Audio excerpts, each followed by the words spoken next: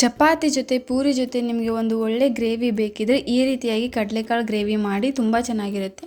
Hello friends, welcome to ನಂದ ಸವಿರುಚಿ. ಇವತ್ತು ನಾನು ಒಂದು ಒಳ್ಳೆ ಕಡಲೆಕಾಳು ಗ್ರೇವಿ ಮಾಡ್ತಾ ಇದ್ದೀನಿ. ಚಪಾತಿ ಪೂರಿ ಜೊತೆ ಎಲ್ಲ ಸೂಪರ್ ಕಾಂಬಿನೇಷನ್ ಆಗಿರುತ್ತೆ. ಬನ್ನಿ ಈಗ ಇದನ್ನು ಹೇಗೆ ಮಾಡೋದು ಮತ್ತು ಏನೇನು ಇಂಗ್ರೀಡಿಯೆಂಟ್ಸ್ ಬೇಕು ನೋಡೋಣ. ಅದಕ್ಕಿಂತ ಮೊದಲು ನೀವೇನಾದರೂ ನನ್ನ ಚಾನಲ್ಗೆ ಹೊಸದಾಗಿ ನೋಡ್ತಿದ್ರೆ ಪ್ಲೀಸ್ ಸಬ್ಸ್ಕ್ರೈಬ್ ಮಾಡಿ ಮತ್ತು ಬೆಲ್ ಐಕಾನ್ನ ಕ್ಲಿಕ್ ಮಾಡಿ. ಮೊದಲಿಗೆ ಒಂದು ಕಪ್ ಕಡಲೆಕಾಳು ತೊಗೊಂಡಿದ್ದೀನಿ. ಇದು ಸ್ವಲ್ಪ ಮೊಳಕೆ ಬಂದಿರೋದು ತೊಗೊಂಡಿದ್ದೀನಿ. ಆಮೇಲೆ ಒಂದು ಮೀಡಿಯಮ್ ಸೈಜ್ ಈರುಳ್ಳಿ ಕಟ್ ಮಾಡಿ ತೊಗೊಂಡಿದ್ದೀನಿ. ಒಂದು ಮೀಡಿಯಮ್ ಸೈಜ್ ಟೊಮೆಟೊ ಮಿಕ್ಸಿಗೆ ಹಾಕಿ ಪೇಸ್ಟ್ ಮಾಡಿ ತೊಗೊಂಡಿದ್ದೀನಿ. ಆಮೇಲೆ ಅರ್ಧ ಕಪ್ ಮೊಸರು ತೊಗೊಂಡಿದ್ದೀನಿ. 2 ಟೇಬಲ್ ಸ್ಪೂನ್ ಕಡಲೆ ಹಿಟ್ಟು ತೊಗೊಂಡಿದ್ದೀನಿ. ಕೊತ್ತಂಬರಿ ಕಟ್ ಮಾಡಿ ತೊಗೊಂಡಿದ್ದೀನಿ. ಒಂದು 2 ಹಸಿ ಮೆಣಸಿನಕಾಯಿ ತೊಗೊಂಡಿದ್ದೀನಿ. 1/4 ಟೇಬಲ್ ಸ್ಪೂನ್ ಹಿಂಗೆ ತೊಗೊಂಡಿದ್ದೀನಿ. 1 table spoon garam masala, 1 table spoon ಧನಿಯಾ ಪೌಡರ್, 1 ಟೇಬಲ್ ಸ್ಪೂನ್ ಕೆಂಪು ಹಚ್ಚ ಖಾರದ ಪುಡಿ ಮತ್ತು 2 ಟೇಬಲ್ ಸ್ಪೂನ್ ಮಸಾಲೆ ಖಾರದ ಪುಡಿ ಮತ್ತು ಸ್ವಲ್ಪ ಕಸೂರಿ ಮೇಥಿ ತೊಗೊಂಡಿದ್ದೀನಿ. ಮತ್ತು 1/4 ಟೇಬಲ್ ಸ್ಪೂನ್ ಅರಿಶಿನ ಪುಡಿ, 1/4 ಟೇಬಲ್ ಸ್ಪೂನ್ ಜೀರಿಗೆ, 1/4 ಟೇಬಲ್ ಸ್ಪೂನ್ ಸಾಸಿವೆ ಮತ್ತು 1 ಟೇಬಲ್ ಸ್ಪೂನ್ ಶುಂಠಿ ಬೆಳ್ಳುಳ್ಳಿ ಪೇಸ್ಟ್ ತೊಗೊಂಡಿದ್ದೀನಿ. ಮತ್ತು ಲಾಸ್ಟಲ್ಲಿ ರುಚಿಗೆ ತಕ್ಕಷ್ಟು ಉಪ್ಪು ತೊಗೊಂಡಿದ್ದೀನಿ. ಬನ್ನಿ ಈಗ ಇದನ್ನು ಹೇಗೆ ಮಾಡೋದು ನೋಡೋಣ. ಮೊದಲಿಗೆ ಒಂದು ಕುಕ್ಕರಲ್ಲಿ ಕಡಲೆಕಾಳು ಹಾಕ್ಕೊಂಡು ಅದಕ್ಕೆ 2 ಗ್ಲಾಸ್ ನೀರು ಹಾಕ್ಕೊಳ್ತಿದ್ದೀನಿ. ಅಂದರೆ ಕಡಲೆಕಾಳು ಮೇಲೆ ಸ್ವಲ್ಪ ನೀರು ಬರಬೇಕು, ಅಷ್ಟು ನೀರು ಹಾಕ್ಕೊಳ್ತಿದ್ದೀನಿ. ಆಮೇಲೆ ಇದಕ್ಕೆ ಸ್ವಲ್ಪ ಉಪ್ಪು ಹಾಕ್ಕೊಳ್ತಿದ್ದೀನಿ. ಇದನ್ನು ಲಿಡ್ ಕ್ಲೋಸ್ ಮಾಡಿ ಒಂದು 3 ವಿಸಿಲ್ ಹಾಕಿಸ್ತಿದ್ದೀನಿ. 3 ವಿಸಿಲ್ ಆಗೋ ತನಕ ಇದನ್ನು ಬೇಯಿಸೋಕೆ ಇಟ್ಕೊಂಡು ಒಂದು ಪಾತ್ರೆಯಲ್ಲಿ 1 ಟೇಬಲ್ ಸ್ಪೂನ್ ಎಣ್ಣೆ ಹಾಕ್ತಾಯಿದ್ದೀನಿ, ಅಡುಗೆ ಎಣ್ಣೆ, ಮತ್ತು 1 ಟೇಬಲ್ ಸ್ಪೂನ್ ತುಪ್ಪ ಹಾಕ್ತಾಯಿದ್ದೀನಿ. ನಿಮಗೆ ತುಪ್ಪ ಬೇಡ ಅಂದರೆ ನೀವು 2 ಟೇಬಲ್ ಸ್ಪೂನ್ ಅಡುಗೆ ಎಣ್ಣೆ ಹಾಕ್ಬೋದು.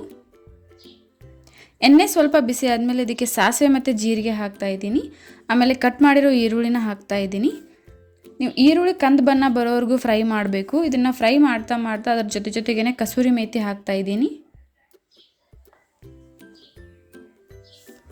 ಇದನ್ನು ಈಗ ಹಾಕೋದ್ರಿಂದ ಇದ್ರ ಘಮ ಚೆನ್ನಾಗಿ ಬರುತ್ತೆ, ಟೇಸ್ಟ್ ಕೂಡ ಚೆನ್ನಾಗಿ ಬರುತ್ತೆ. ಆಮೇಲೆ 1 ಟೇಬಲ್ ಸ್ಪೂನ್ ಶುಂಠಿ ಬೆಳ್ಳುಳ್ಳಿ ಪೇಸ್ಟ್ ಹಾಕ್ತಾಯಿದ್ದೀನಿ. ಇದನ್ನು ಹಸಿ ವಾಸನೆ ಹೋಗೋವರೆಗೂ ಫ್ರೈ ಮಾಡ್ತಾಯಿದ್ದೀನಿ. ಆಮೇಲೆ 2 ಹಸಿಮೆಣಸಿನ್ಕಾಯಿ ಹಾಕ್ತಾಯಿದ್ದೀನಿ. ನಾನು ಹಸಿಮೆಣಸಿನ್ಕಾಯಿ ಡೈರೆಕ್ಟಾಗಿ ಹಾಗೆ ತೊಗೊಂಡಿದ್ದೀನಿ, ಇದನ್ನು ಕಟ್ ಮಾಡಿ ಹಾಕ್ತಾ ಇಲ್ಲ. ಇದನ್ನು ಫ್ರೈ ಮಾಡ್ತಾ ಮಾಡ್ತಾ ಅಷ್ಟರಲ್ಲಿ ಈರುಳ್ಳಿ ಕಂದು ಬಣ್ಣ ಬಂದಿರುತ್ತೆ.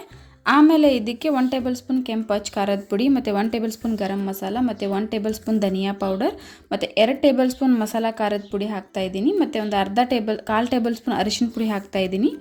ಇದನ್ನೆಲ್ಲ ಹಾಕ್ಕೊಂಡು ಮಸಾಲೆನ ಚೆನ್ನಾಗಿ ಮಿಕ್ಸ್ ಮಾಡ್ಕೋಬೇಕು. ಇದನ್ನು 1 ನಿಮಿಷಗಳ ಕಾಲ ಮಿಕ್ಸ್ ಮಾಡಿ ಇದಕ್ಕೆ ಒಂದು ಅರ್ಧ ಗ್ಲಾಸ್ ಆಗುವಷ್ಟು ನೀರು ಹಾಕ್ಕೊಳ್ತಿದ್ದೀನಿ.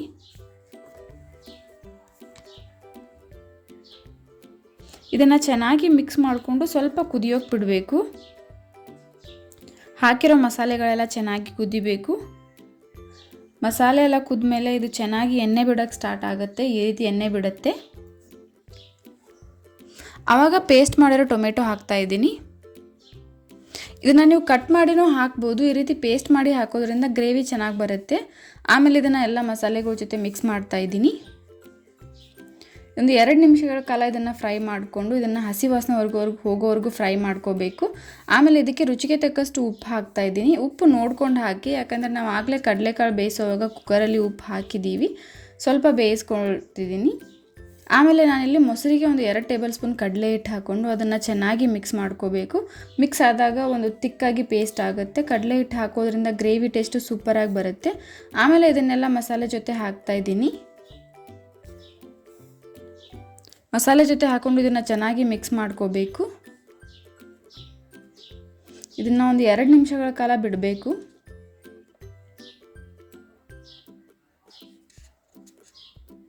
ಆಮೇಲೆ ನಾವು ಕಡಲೆಕಾಳು ಬೆಂದಿದೆ ಅಂತ ಚೆಕ್ ಮಾಡ್ತಾ ಇದ್ದೀನಿ. ನೋಡಿ, ಈ ರೀತಿ ಪ್ರೆಸ್ ಮಾಡಿದಾಗ ಈ ರೀತಿ ಆದರೆ ಇದು ಬೆಂದಿದೆ ಅಂತ. ಗ್ರೇವಿ ಈ ರೀತಿ ಕುದಿಯೋಕೆ ಸ್ಟಾರ್ಟ್ ಆದಾಗ ಇದಕ್ಕೆ ಒಂದು 1/4 ಟೇಬಲ್ ಸ್ಪೂನ್ ಹಿಂಗೆ ಹಾಕ್ತಾಯಿದ್ದೀನಿ. ಹಿಂಗೆ ಹಾಕಿ ಇದನ್ನು ಚೆನ್ನಾಗಿ ಒಂದ್ಸಲ ಮಿಕ್ಸ್ ಮಾಡ್ತಾಯಿದ್ದೀನಿ. ಆಮೇಲೆ ಇದಕ್ಕೆ ನೀರು ಹಾಕ್ಕೋಬೇಕು. ನೀರನ್ನು ನಿಮಗೆ ಗ್ರೇವಿ ಯಾವ ಕನ್ಸಿಸ್ಟೆನ್ಸಿಗೆ ಬೇಕೋ ಅಷ್ಟು ನೀರು ಹಾಕ್ಕೊಳ್ಳಿ. ನೀರು ಹಾಕಿದ್ಮೇಲೆ ಒಂದು 2 ರಿಂದ 3 ನಿಮಿಷಗಳ ಕಾಲ ಇದನ್ನು ಬಿಡಬೇಕು. ಆಮೇಲೆ ಇದಕ್ಕೆ ಕುದಿಸಿರೋ ಕಡಲೆಕಾಳು ಹಾಕ್ಕೊಳ್ತಿದ್ದೀನಿ. ಇದನ್ನು ನೀವು ನೀರು ಸಮೇತ ಕೂಡ ಹಾಕ್ಬೋದು, ಇಲ್ಲಾಂದರೆ ನೀರನ್ನು ತೆಗೆದು ಕೂಡ ಬರೀ ಕಾಳು ಮಾತ್ರ ಹಾಕ್ಬೋದು. ಒಂದು ಸಲ ಚೆನ್ನಾಗಿ ಮಿಕ್ಸ್ ಮಾಡ್ಕೋಬೇಕು. ಆಮೇಲೆ ಇದಕ್ಕೆ ಕಟ್ ಮಾಡಿರೋ ಕೊತ್ತಂಬರಿ ಹಾಕ್ತಾಯಿದ್ದೀನಿ. ಕೊತ್ತಂಬರಿ ಹಾಕಿದ್ದನ್ನು ಲಿಡ್ ಕ್ಲೋಸ್ ಮಾಡಿ ಒಂದು 5 ನಿಮಿಷಗಳ ಕಾಲ ಬಿಡ್ತಾಯಿದ್ದೀನಿ. 5 ನಿಮಿಷ ಆದಮೇಲೆ ಲಿಡ್ ಓಪನ್ ಮಾಡಿದರೆ ಸೂಪರ್ ಟೇಸ್ಟಿಯಾಗಿ ಕಡಲೆಕಾಳು ಗ್ರೇವಿ ರೆಡಿ ಆಗುತ್ತೆ. ಇದನ್ನು ಸ್ವಲ್ಪ ನೀವು ಈ ರೀತಿ ಮಿಕ್ಸ್ ಮಾಡ್ಕೋಬೇಕು. ನೋಡಿ ಗ್ರೇವಿ ಎಷ್ಟು ಚೆನ್ನಾಗಿ ಬಂದಿದೆ ತಿಕ್ಕಾಗಿ.